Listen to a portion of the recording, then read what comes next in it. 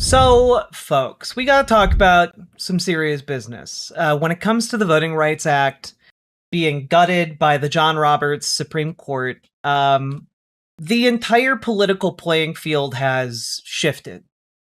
It has changed. We have gone back to the Jim Crow era in a lot of different ways.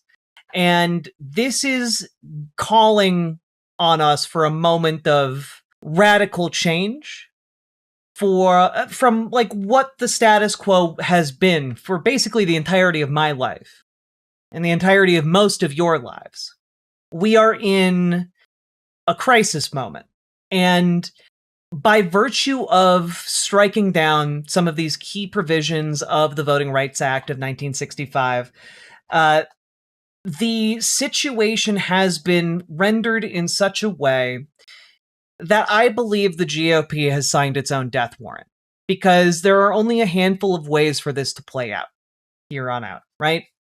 And that is, Republicans managed to gerrymander so successfully that Democrats are unable electorally to have representation or power, and then that power becomes fully, like, more and more entrenched and spreads, and we effectively have just a one-party nation, right?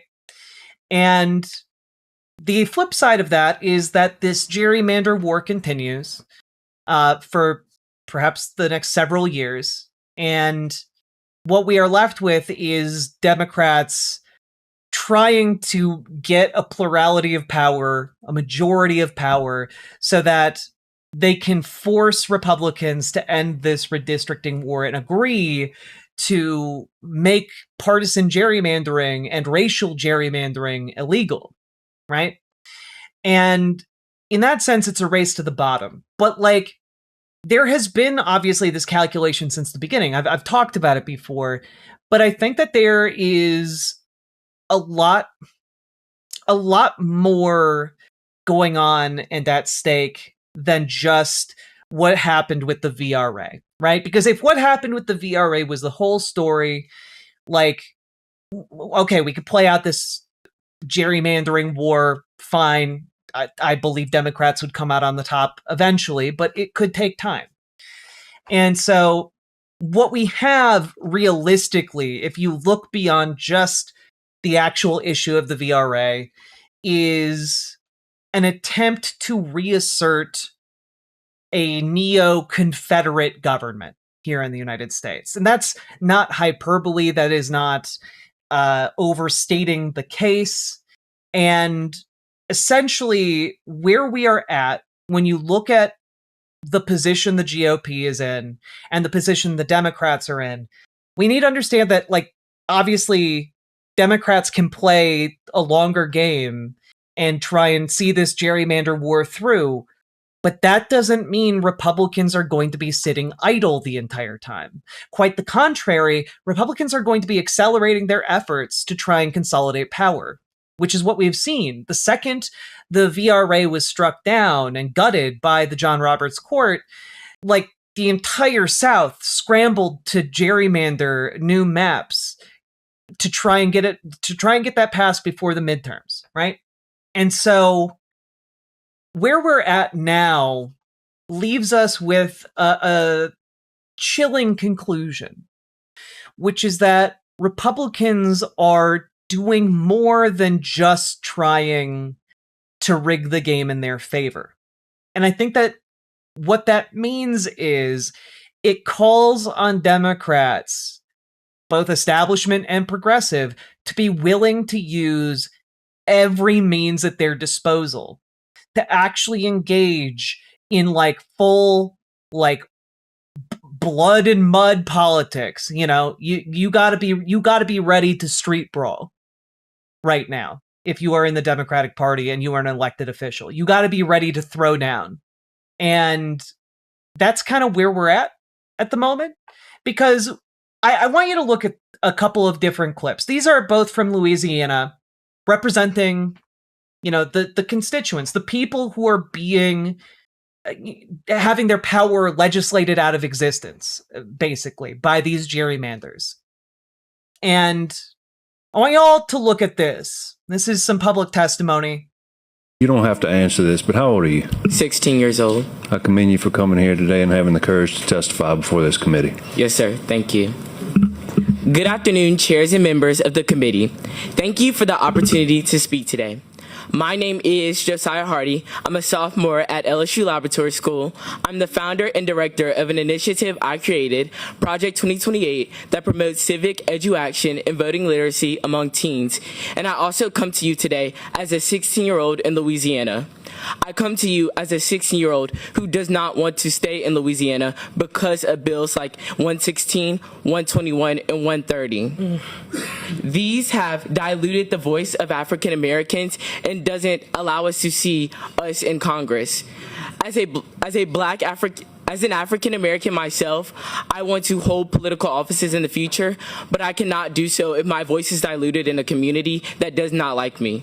I cannot do so in a community that does not want to see me thrive or see my people thrive.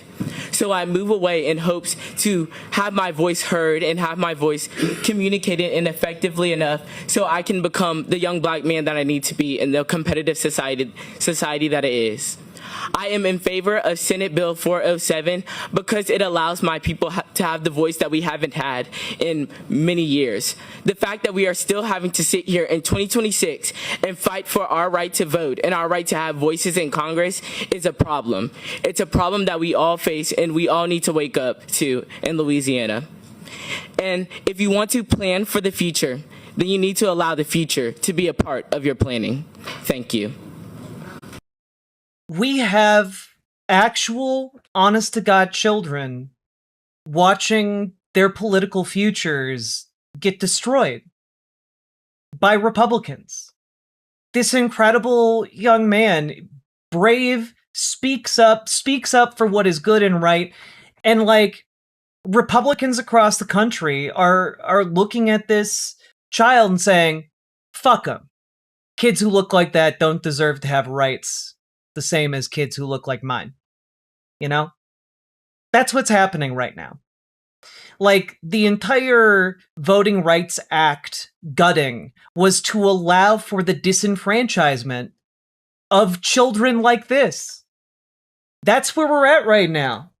And it breaks your goddamn heart if you have any heart at all. And I wanted to share this with you. This is also the Louisiana State Senate testimony. This is coming courtesy of The Root. I have no doubt in my mind that the map's gonna pass. If y'all can give us less than 0 seats, you would do it. Y'all do this under the orders of somebody that said the Civil Rights Act was harmful to white people, that it caused reverse racism. RFK said that black children are overfilled on antidepressants and that they need to be reparented on different forms. All of. Yeah, by the way, RFK Jr. literally advocated for this and also was trying to spread lies that like African American kids are on more like antidepressants and ADHD meds or whatever, like as like a pretext to put them onto these, you know, re-education farms. It is genuinely sick, disgusting, heinous bullshit. And this man is right to point it out. Pete Hegseth constantly brings Doug Wilson to the Pentagon to give a prayer service. Doug Wilson is the same pastor that said that slave owners were on strong spiritual ground. I don't have no belief in no morality on anybody that followed Donald Trump. If you wasn't with this map, you wouldn't be underneath this president. You wouldn't be in your party. You would stand up, you would stand against it, you would speak out about it. So as far as I'm concerned, if you here as one of these Trump Republicans, you already showed us who you are. You showed us what you want to do. And I believe the country as a whole is rebuking your party. Y'all are in a death spiral. That's why y'all have to redistrict. That's why y'all have to cheat. That's why Trump got to go to Texas and say he entitled to 5 more seats. It's because y'all know what y'all doing is abhorrent. We letting our people die in Iran based on false pretense that Tulsi Gabbard and Joe Kent say it ain't real. Y'all okay with all that. So I'm positive y'all gonna be okay with the maps.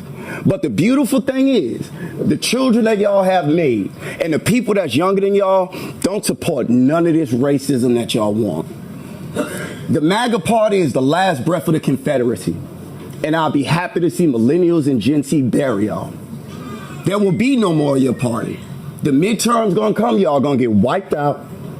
Trump gonna get dragged out of the White House, and I'ma love every second of it. Because y'all loved every second of the suffering that he caused to everybody in this country. And worldwide, we starve in Cuba. We bomb Nigeria. We holding Zimbabwe and Zambia hostage for their minerals. We don't want to give them aid support. The pro-lifers that say all life is special, y'all letting kids die of AIDS. What part of your Bible say that? Point out the scripture. I think everybody would love to see it. And we would love to see y'all in the midterms. I have no... Man is absolutely 100% correct. 100% correct. And he is also correct about the fact that the Republican Party, as it stands right now, is in a death spiral. And the question is it in a death spiral to the grave or a death spiral into something else? And I think one of the things folks need to realize is that people behind Trump right now who have propped him up, despite all evidence that he is declining mentally, despite all evidence that his decisions are terrible, despite an economy collapsing, an economy in shambles, they don't care. They know it. They know that everything's falling apart, and that's why they are trying to consolidate power as much as humanly possible. What is terrifying to me is that in the face of all of this, there is a contingent of the Democratic Party that is sitting there watching all of this happen and saying, well, maybe if we just sit back or if we just put up a little bit of a fight, like things will be okay. And the problem is, if there is not sufficient and swift enough response to this consolidation, Democrats run the risk of losing everything. And I don't just mean like Republican states. I mean, Democrats run the risk of losing everything, all democracy, the entire game, and the entire country falling to fascism, right? Because much like how multinational corporations don't just want some of the money, they want all of the money. Republicans don't just want some of the power. They want all of the power. And in their desperation, in this moment where they are acknowledged to be wounded beasts of politics, they are at their most dangerous. They are consolidating this power in the vain hope that they will be able to get enough, put it behind Donald Trump, get through the midterms, and make it to the general election and stay in power. And we are at a point where I have been more than a bit, worried that Democrats are not going to take appropriate action, are not going to take the steps necessary to, one, stop what is happening from spreading in the short term. And two, if they do win in the midterms, and if they do win in 2028, field candidates that are not up to the task of meeting the moment to effectively put back together what has been broken by the VRA being gutted, right? I want to talk about that a little bit more, right? And I want to talk about why I have a little bit of hope burning, getting a little bit stronger, that there is going to be movement in this regard. And number one is the fact that over the last several days in particular, I have seen a proliferation of think pieces and articles being posted from major publications, and niche policy sites, places that Democrats generally do care about what is being written. And I'm seeing more and more folks that I would characterize not as socialists, not as leftists, not even as maybe even like democratic socialists, but like I would characterize them as liberal, embracing ideas of reform that a year ago I never would have expected to see. And I've talked about some of those ideas already on this show, notably the idea out of Virginia to set the retirement age lower than anyone on Virginia's Supreme Court, and then just straight up put new judges in to get a new ruling on the redistricting map in Virginia, right?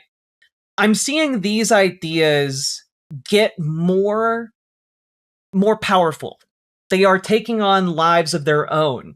That idea, originally put in one of these niche policy websites, made its way into the New York Times, where it became enough of an idea with enough steam behind it that it was brought up in deliberations within the Democratic Party as a significant option on the table.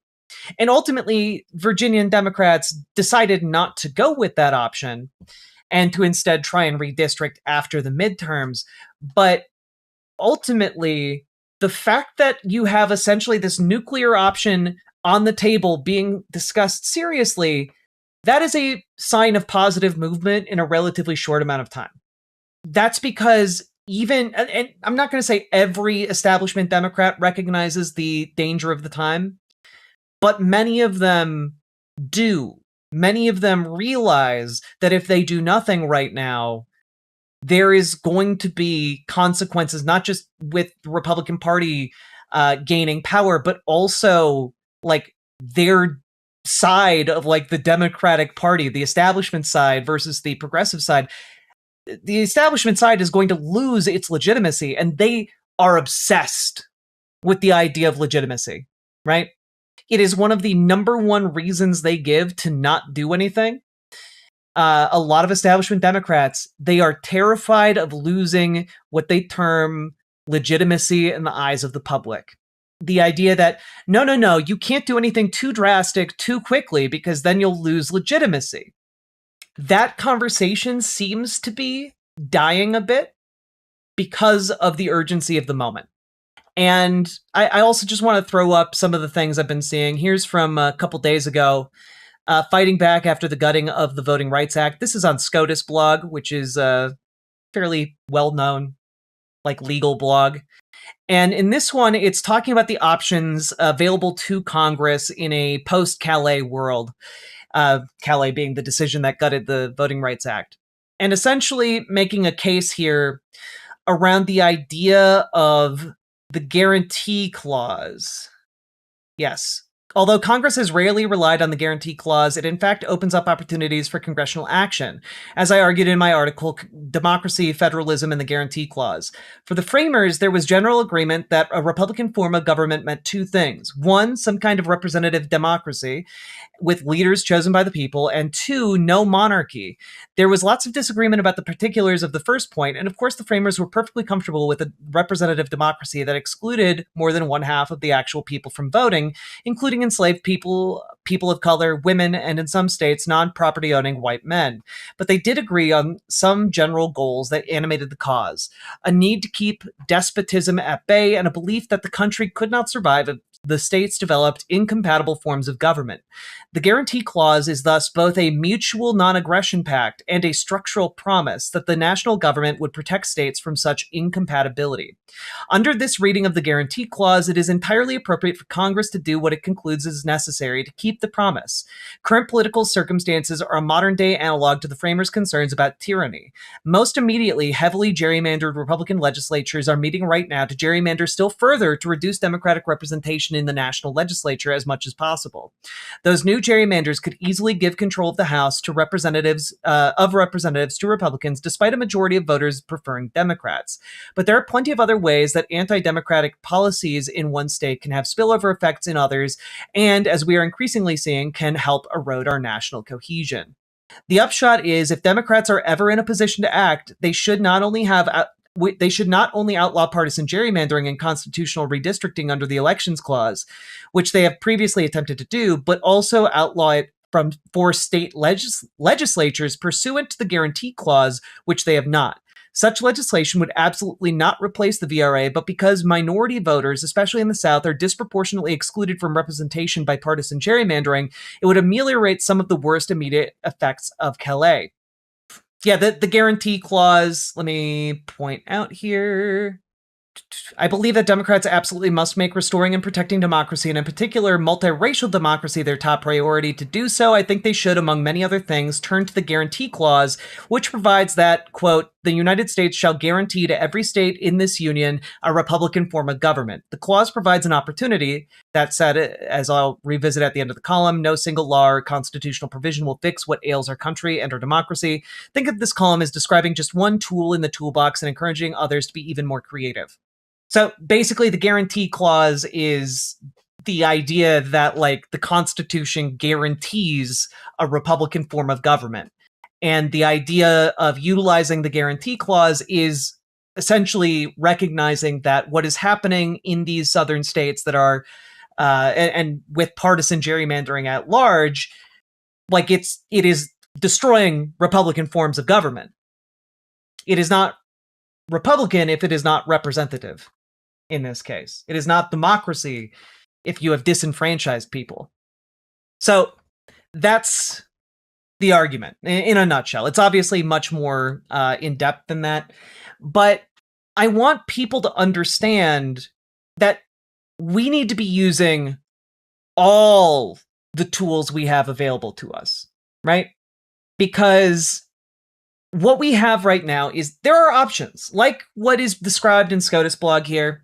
Other tools include things like setting the retirement age for judges lower. Other tools involve various forms of Supreme Court reform. Other tools involve, a bunch of other tactics, right? What's to stop Republicans from just saying, well, we're Republicans, so it's the government we want, and that works? Because it's small r Republican. It's not Republican, the Republican Party.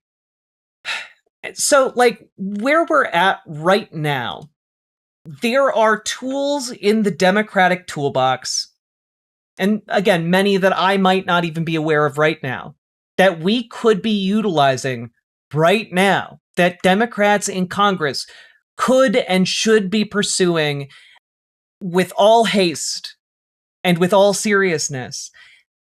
Because we need to acknowledge that Republicans also have tools in their toolbox. Gerrymandering along partisan lines, along racial lines, is not the only tool that they have. I want to remind people that there have been masked men patrolling many parts of America right now, gathering data, making lists. This is from 404 Media just earlier today. Earlier this week. ICE agents have a list of 20 million people on their iPhones thanks to Palantir. There's an enormous amount of data on each and every one of us, on our likes, our dislikes, our political affiliations, etc., currently in the hands of a government controlled by Republicans, the GOP. A dying party turning to fascism, right? And it is deeply, deeply scary to me, the other tools that they have on hand and could deploy, right? And I want you all to take a look real quick here, that, like, we're in a difficult time. Because the President of the United States is going crazy. He's not restrained right now by any kind of logic or reasoning. He is not of sound mind. He is being very clearly easily influenced by the last person who was in the room to tell him something was really important and he could make his name forever in the history books if he just did something about it. And by the way, here's a check for $10 million, sir. I mean, I just look at this exchange, right? So what happened is we have a ballroom that's under budget. It's going up right here. I've doubled the size of it because we obviously need that. And we're right now on budget, under budget, and ahead of schedule. You doubled. I doubled the size of it, you dumb person. It's double the size. Cuba. What about You are not a smart person. A reporter just points out that the price doubled. A very reasonable observation to make to his point, and his response is just, "You're stupid. You're a very dumb person." On top of that, we already know that this administration rewards misconduct from the worst elements of its militarized police forces. This is from 2 days ago. Raskin alleges Todd Blanche oversaw payouts to FBI agents accused of misconduct. Yeah, in a new letter from Jamie Raskin, top Democrat on the House Judiciary, he is accusing Todd Blanche of leveraging his office to improperly shower government cash on Donald Trump's political operatives and sycophants. He ordered the FBI to pay large sums to FBI agents accused of misconduct. The record definitively shows that the agents were not disciplined for making protected disclosures to Congress or for the imaginary offense of being a Republican. They were disciplined for reckless misuse of classified information or serious episodes of professional misconduct that endangered national security. For example, Raskin writes that the DOJ provided payments in hundreds of thousands of dollars for someone who previously had his security clearance revoked after he was involved in the January 6th Capitol riot, and misrepresented his actions to the FBI. This is the kind of thing that I'm talking about. These are acts that are intended to create new tools in the toolbox for Republicans, right? And you might be thinking to yourselves, well,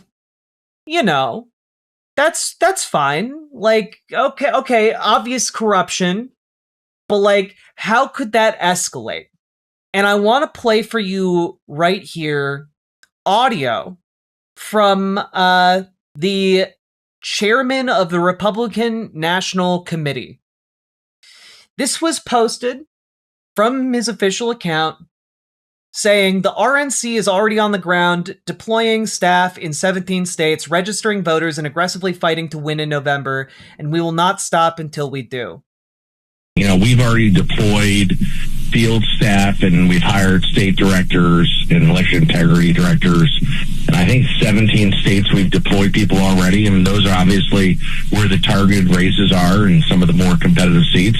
But yes, we look at that very much, and you're exactly right. So they say 17 or 18, and that may be where it's at the end of the day. But let's say if we go back to the 35 number and say, okay, so the 10, if it was 200 to 200, right? Likely. And then you had 10 seats that shift out of the toss-up category. That means we're sitting at 210. They're sitting at 190 with, let's say, 135, with 35 seats left. We only need to win 8 seats out of 35 to maintain control. Right. 218 gives you the majority. That's all you need, 218. And when you think about the fact that only 4 times in the last 150 years has the incumbent party been successful, people, can say what they want about the party, but what we focus on is we focus on the big picture. We focus on winning. We have a plan. We're executing the plan. Oh, and by the way, we have the most popular, most successful president ever in Donald J. Trump, in his ability to bring out these low propensity voters and his willingness to barnstorm the country. And we're going to be able to be in an absolutely phenomenal position as we start gearing up and heading towards November.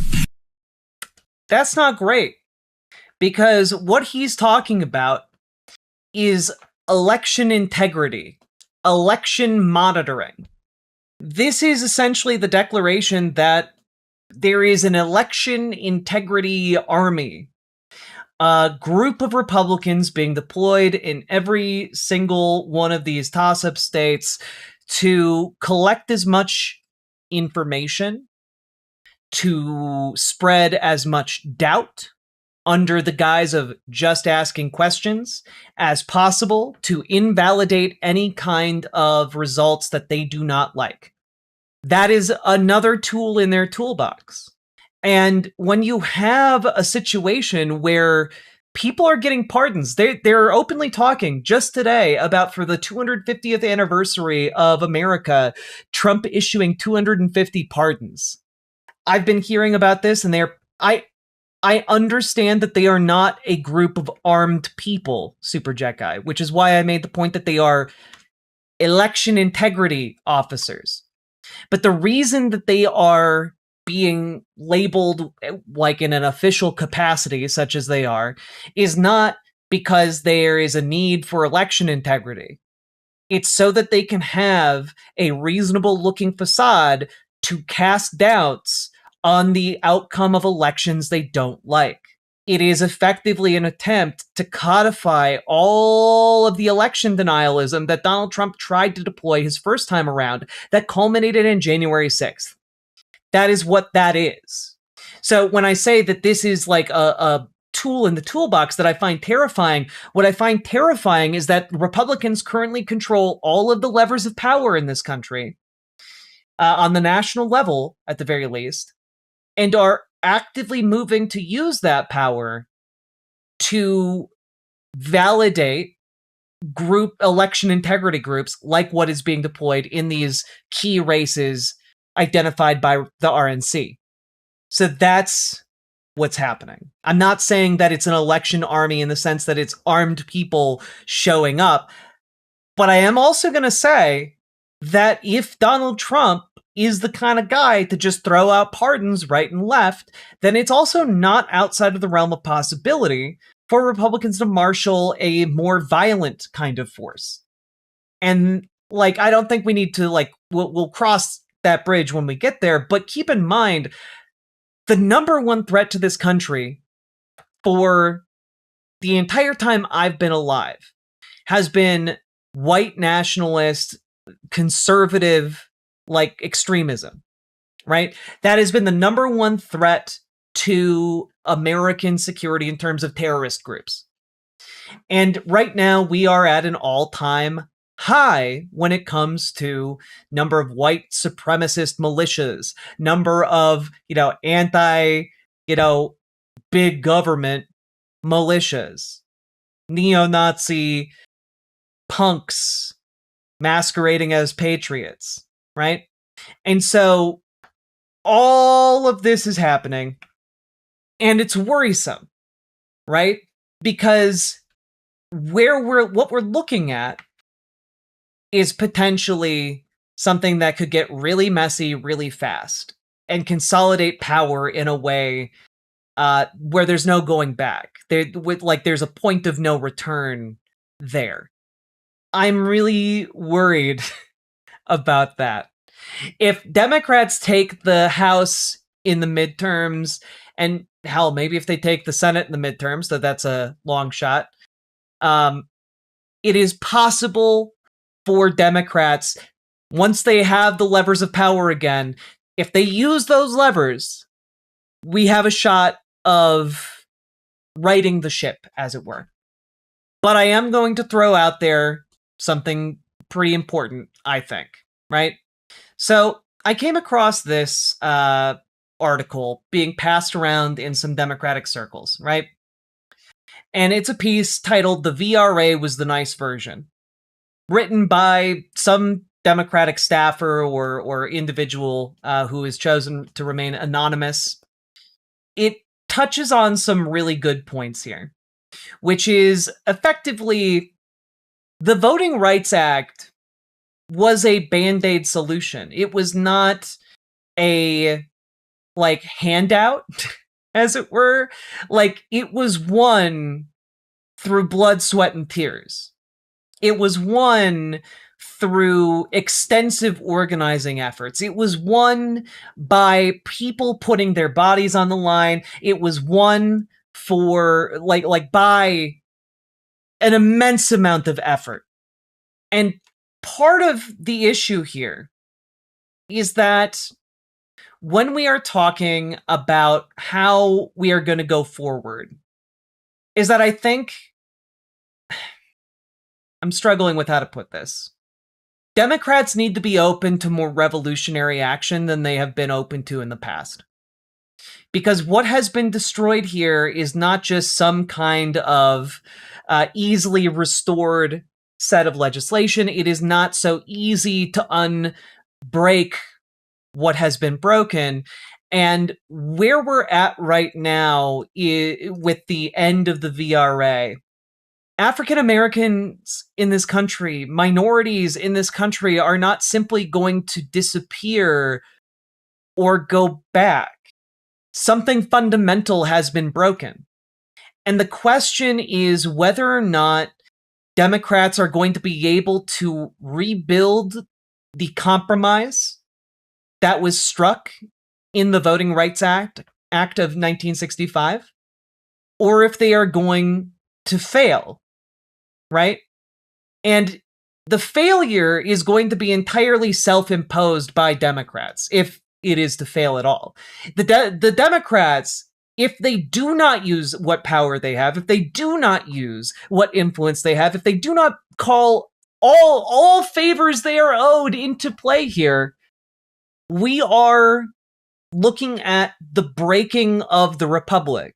And when that breaks, that's when we get things like civil war. That's when we get things like the French Revolution.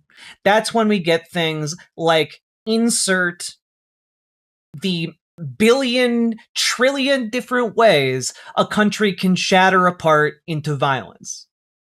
And many of us here, we live in the United States in a state of mind where like that seems like a distant possibility, but it's not necessarily that distant. We are not that far removed from this, right? Because the setup here is that the French Revolution doesn't happen if there are valid ways to give grievances to the ruling class, right? If there are valid ways to move levers of power in such a way as to have a responsive government. What Republicans are seeking to do is take away all the levers of power and hand that to the oligarch class. And that is simply unacceptable, right? Like people like you and I who have tasted democracy, who've tasted freedom, we do not go back to kowtowing to oligarchs. Now, granted, a lot of this is like looking like multiple years down the road. It is reliant on this fear that I have is contingent on Democrats spending month after month after month in inaction. But it's a fear that, like, I can't deny exists. You know, I see Amy Klobuchar running for governor of Minnesota and saying, well, Minnesota won't redistrict. And it's like, we are in the middle of a redistricting war. Like, I understand the reticence, but we have to look at the wider picture, and the wider picture is bigger than Minnesota. Every Democrat at every level needs to be willing to use power in order to break the Republican Party. That is what needs to happen. Because what has happened is that the Republican Party has come outside, its knuckles dusted up, ready for a fucking street fight. And in that situation, the Democrats have to send out someone who can scrap. Because that's where we're at right now. We are at a moment where we need people to go out, and we need people who are willing to throw down and fight for democracy. Because it is rapidly not becoming a question of Republican or Democrat. It's becoming a question of authoritarianism or democracy. You know? It's a question of, are you going to bend the knee to a would-be king, or are you going to stand like a man? Like a fully realized human being? And so that's the situation we're looking at, I think. I think that not just elected officials, but each and every one of us has to be willing to stand up and add our voice to the growing chorus. Each and every one of us has to be willing to stand up and do what we can do to like add our cry to the national outrage. Because What is happening right now has been enabled and made possible by the fact that the electorate of the United States for far too long was asleep. And in that sleep, in that slumber, something festered. Neoliberalism came into its own. And it started to extract more and more and take more from us, giving that wealth to the people at the top of capitalism. And that has allowed those people to buy the political machines, the Republican Party, and to an extent, the Democratic Party. So it is incumbent upon us, each and every one of us, to be as loud as possible with our demands, that our Democratic representatives actually go out and fucking fight. Because much like people going out into a street fight, a lot of people don't want to go and potentially get punched, actually. But we are in a knockdown, drag-out fight for democracy, whether we like it or not. And if we refuse to fight, if Democrats refuse to meet the moment, Republicans win. They win the whole kit and caboodle. We're done. And what I am afraid of is what Martin Luther King Jr. was afraid of. I am afraid of white moderates who are currently advocating for patience, who are saying, don't worry, we'll get to it, and then somehow never find the time for it. I am worried about a lack of fire underneath a lot of, especially older Democrats who are who are meandering with this, who are treating it as like oh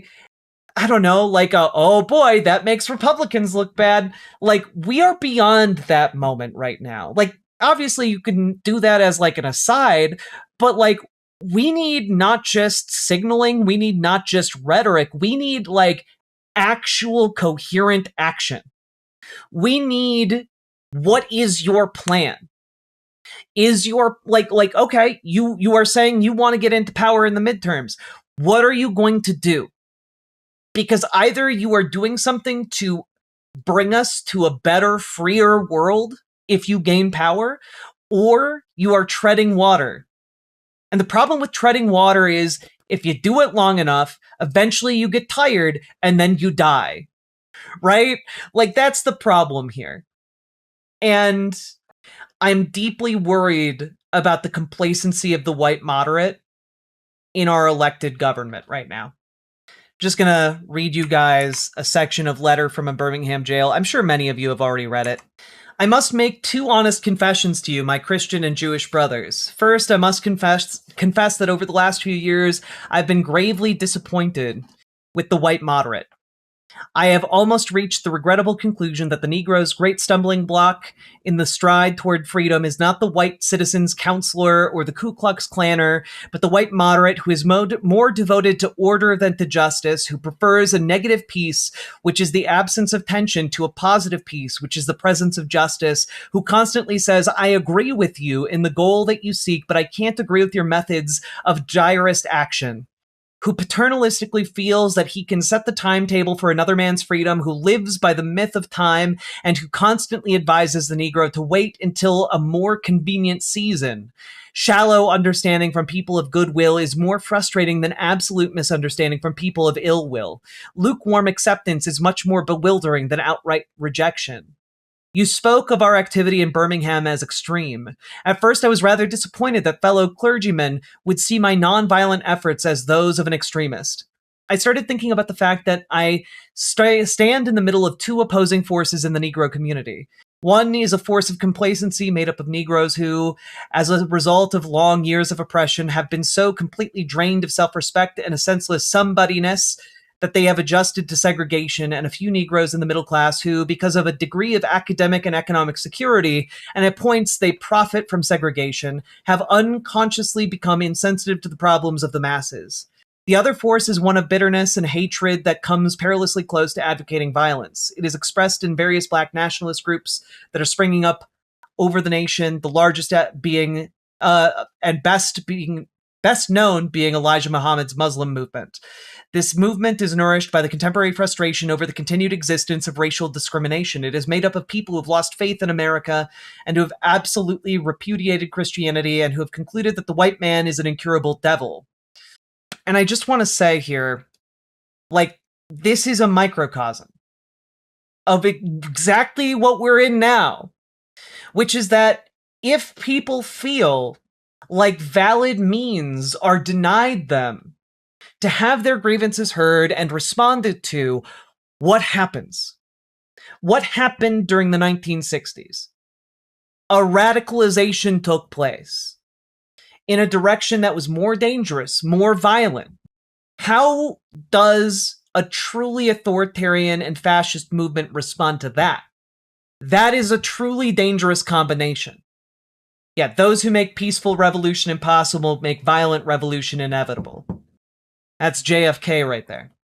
And so, one of the things that I really want to hammer home here, I am deeply worried and concerned about the two toolboxes. The one present for Democrats and the one present for Republicans. And that the Republican toolbox includes, by design, violent options.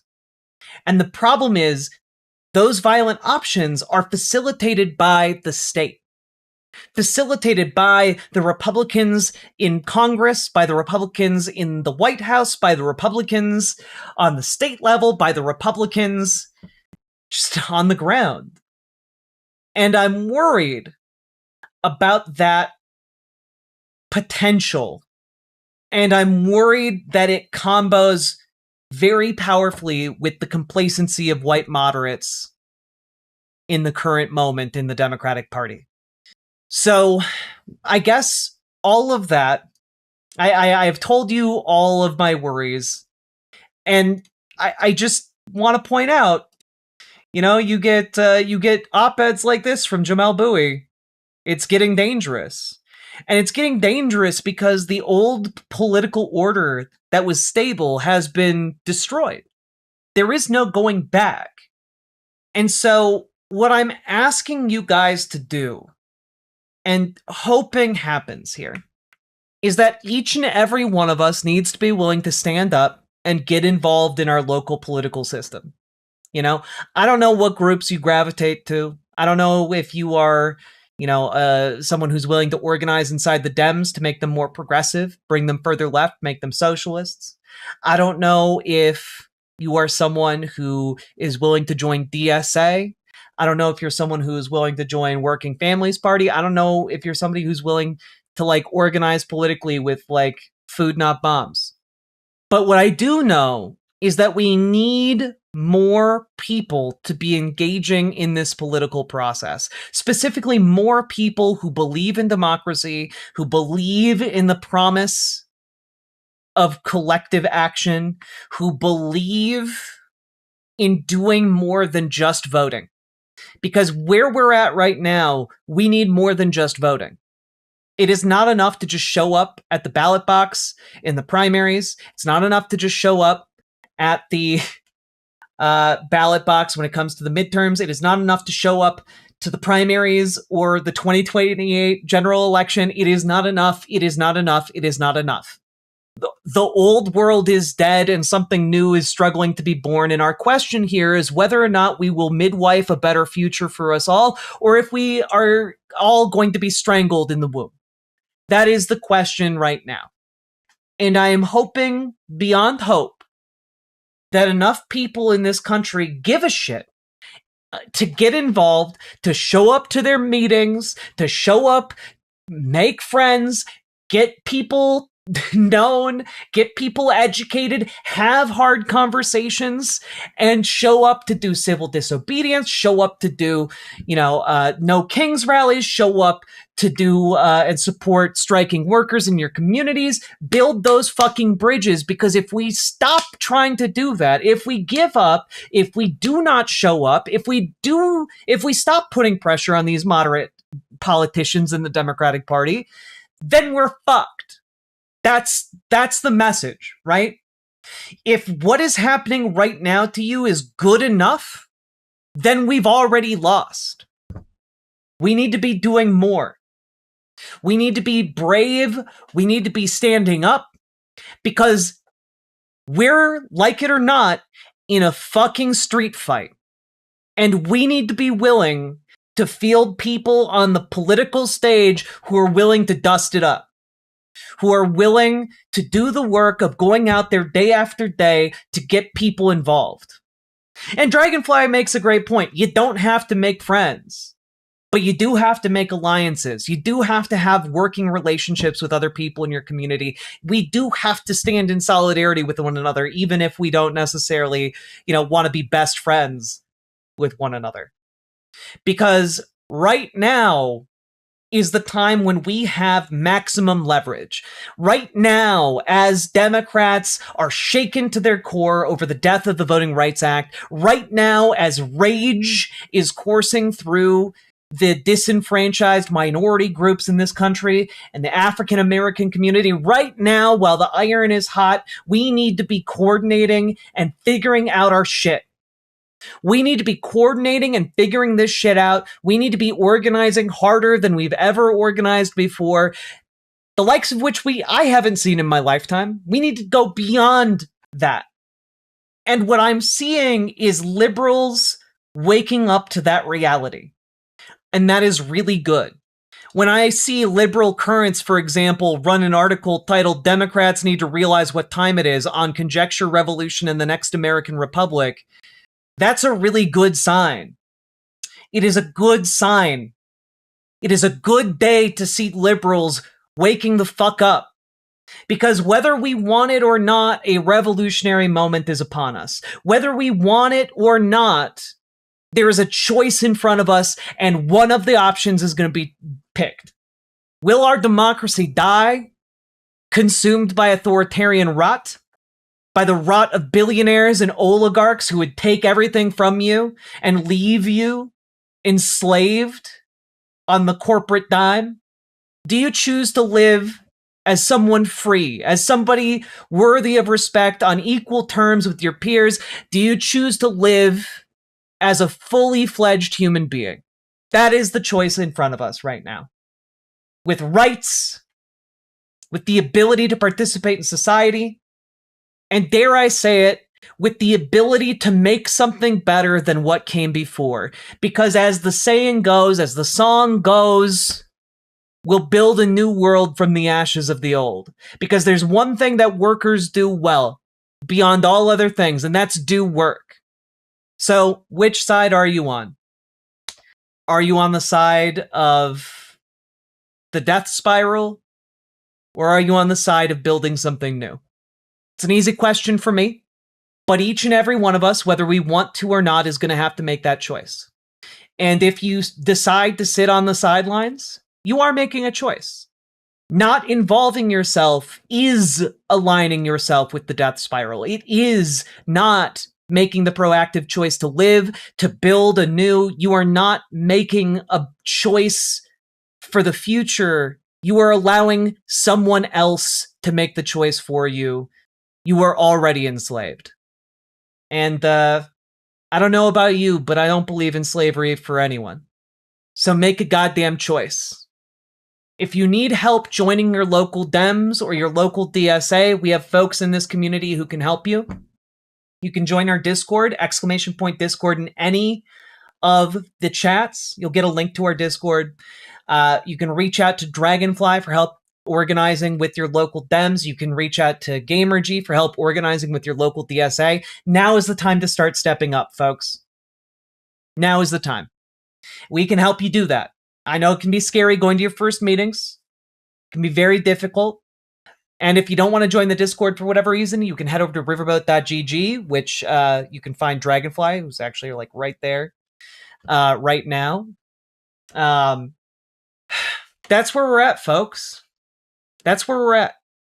I know that this was maybe not my most funny segment. I know it's maybe not my most heartwarming segment. I do think that it speaks to the urgency of the times. And if you need help figuring out strategies for making connections with your local Dems or your local political orgs, again, join our community. We'll help you figure that out, okay? Because we are in a moment of extreme importance. I hope that this was like at least a sober look at what's happening. We've had a lot of off-ramps from where we are right now, and I really, really hope we take one of the off-ramps from the worst possible scenario to come out of this, which is the codification of fascism in the United States.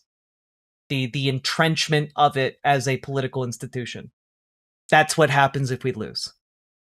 And I don't know about you, but I don't fucking want that. So, if you got anything out of this, hit the like button, leave a comment. Comments longer than 8 words really help in the algorithm. Consider sharing this around. That is, again, you guys are the number one way this content gets out into the world. So do consider sharing it. Subscribe if you haven't. And I'm sure that there are other points that I would like to make, but I think I talked it all out. It's scary times. No one chooses to have to live through scary times, but now that we've found ourselves in them, we've got each other, we've got ourselves, we've got our agency, and if we work at it, we've got hope. So, that said, let's keep going. Riverboat Jack is going to town. All the viewers gather round. Twitch and YouTube is switching streams. All that content is bursting the scenes. Politics, dating, plenty more. Your sense of fashion you'll adore. So grab your stuff and